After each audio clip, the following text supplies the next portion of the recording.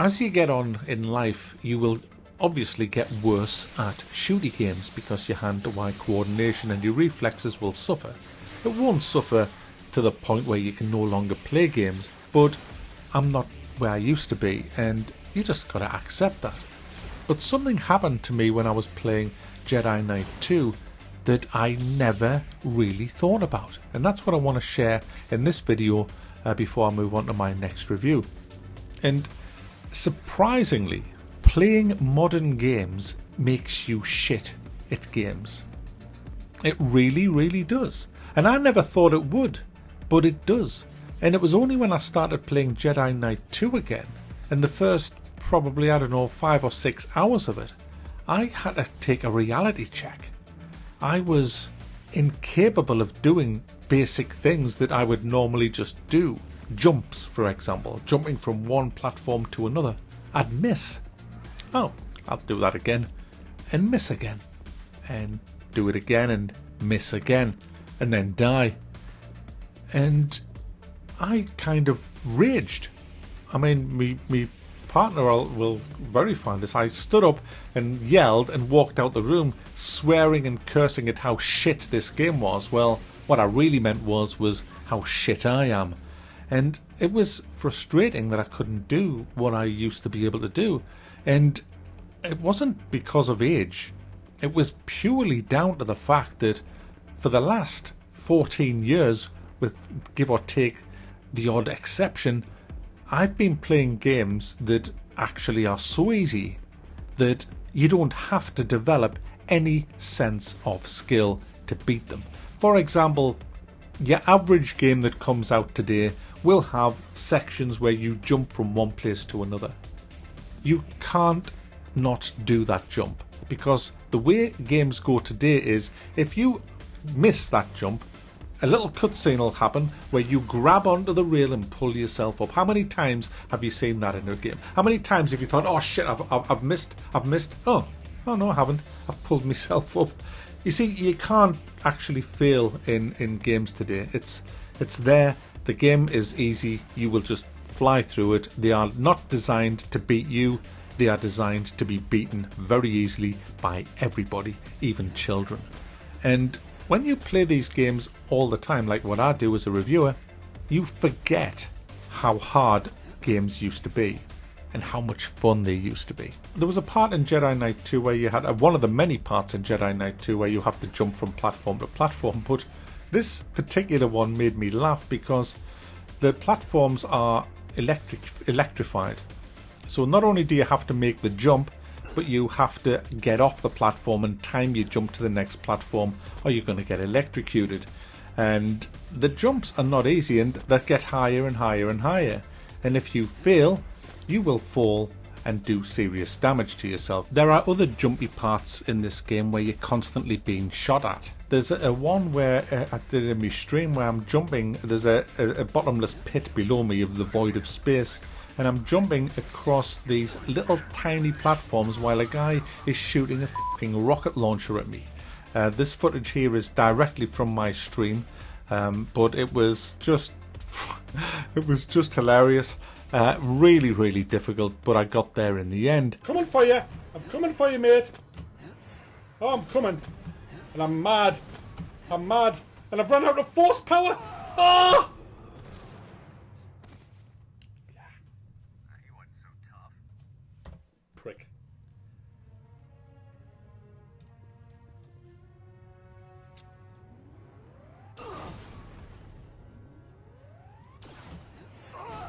I can do him. I've got him.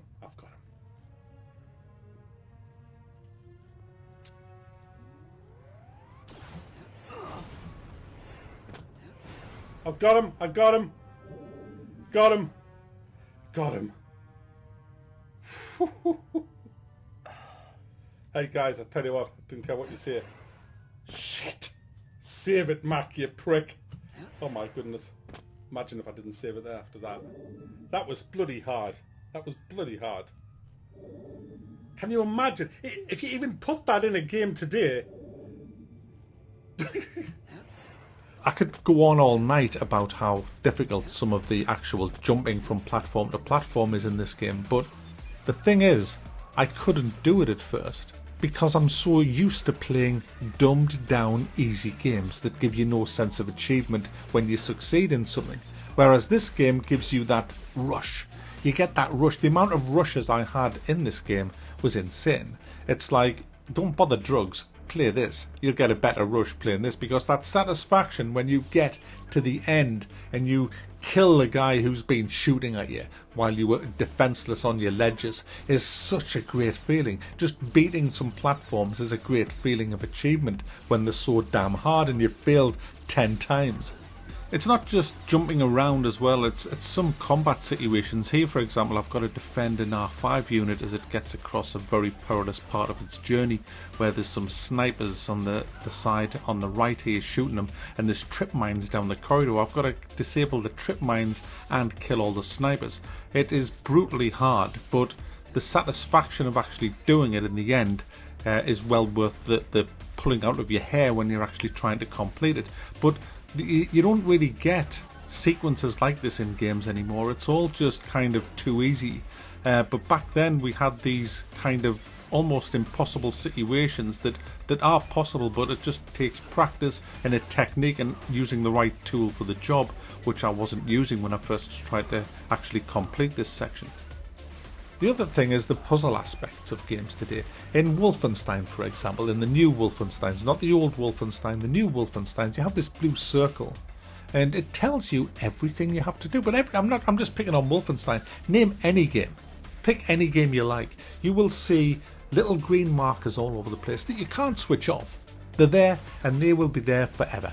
It's like sitting playing a game with your friend who's completed it, and he's standing next to you and he's saying, alright Mac, when you go in this room, that console on your left, press that, then run to the other side of the room, press that console, that opens the secret door that you have to look, it's just round the back of the computer, there it is there. Now you have to hit the grate with your lightsaber and drop through, and that's the secret entrance to the next part of the game that you need. I mean, would you want to play a game like that with your fucking mate sitting spoiling everything for you? Of course you wouldn't. But that's modern games. That's the way modern games are. They may as well have a little bloke that comes with the game that just fucking sits next to you spoiling everything for you, because you don't have to use your brain anymore. This puzzle here, for example, you can see these little sort of shuttles carrying stuff that's been mined, and they go through into this room here. You have to get on top of them to get out of the room on the top of it. Now the only way to get on top is to climb onto this frame here and then jump on top. The problem is when the actual trolley thing comes into the room, it gets some kind of mechanical cleansing done to it, and it comes up from beneath it and radiates the entire room and kills you.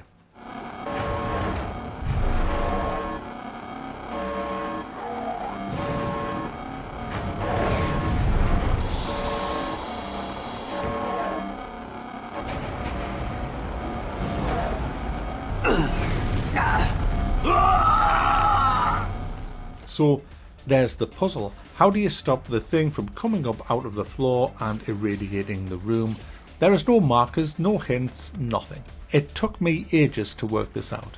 Now, if you come out of the room and go outside through the door here, you will see a little kind of arm with a light on it. If you stand on that and then look underneath, you will notice that when the actual trolley goes into the room to vent, an exhaust port comes out of the side.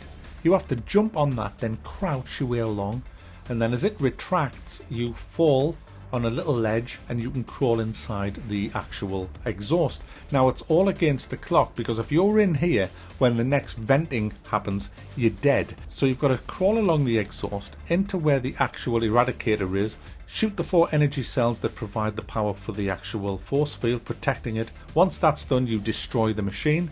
Then you get on top of it, you're pushed up underneath the trolley. You are then timed to get onto the ledge to get to jump up and get onto the top. You then have to duck or you'll take your head off, and then you're off to the next part. Now all of that just to complete one little aspect of the game. Now when you do that, you feel great. It's like, oh my goodness, I can't believe I did that. And you know, when you think about it, guys, these games, They put you on a ship and you don't know the ship. It's not your ship. You didn't design the ship. You don't know shit about this ship. You don't know where the shield generators are. You don't know where anything is. You are a Jedi on this ship and you've got to work things out for yourself. There was another bit, I don't have the footage here, but there was a... I was in a building and there was a sign that said fan. It was like a propeller sign. And there was a button. And I didn't bother with it. I just didn't even look to see if I could press the button. I just ignored it. And then about 5 minutes later, I came to a shaft with a fan at the bottom of it. I jumped down the shaft and died. Now, what you're supposed to do is press the fan to switch it on, and then that blows up an air current that will break your fall as you drop. I didn't know that. And it just all made perfect sense, and I went back, activated the fan and did it. And you get there's loads of stuff like this in this game that makes you kind of think. You look at the situation and you think, how would I, if I was really this guy in the game, what would I do? Where would I look? And that's what makes this game great. Whenever you come to an ending, a dead end, and you think there's no way past, there is. You've just got to look. You've got to kind of wipe your brain of these little blue circles or red markers or green markers that you've been fed with for years and years and years. You have to kind of unlearn how you play games, because playing modern games makes you shit. You know, it's a sense of achievement. It's bringing that sense of beating a game. It's like you versus the developer. Who will win? Now there is no competition. When people say, oh, I beat this game last night, there was nothing to beat, mate. All you did was follow painting by fucking numbers. The only defense of today's games, and they're not all like that. I mean, Prey was old school. There's a lot of games that are old school, just not enough of them. And there's far too many that are just dumbed down garbage heaps. But in defense of modern games and in attack of old games, and specifically this game, I do think they went too far. For example, there's one level in the swamps where I got lost and stuck on that level for over an hour. And it was because the only way to progress is to find a crack between the two rocks that you actually fucking walk through to the next level. I really think that the level designer on that day was having a really bad day and thought, well, I'll fucking have you here. And I thought that was just a bit shit, because that kind of ruined immersion, because that wouldn't be as it was. And that was just purely there to piss people off. But thankfully, there's only like a couple of instances like that in this game. Most of the time, it all makes perfect sense if you open your eyes and are able to engage your brain.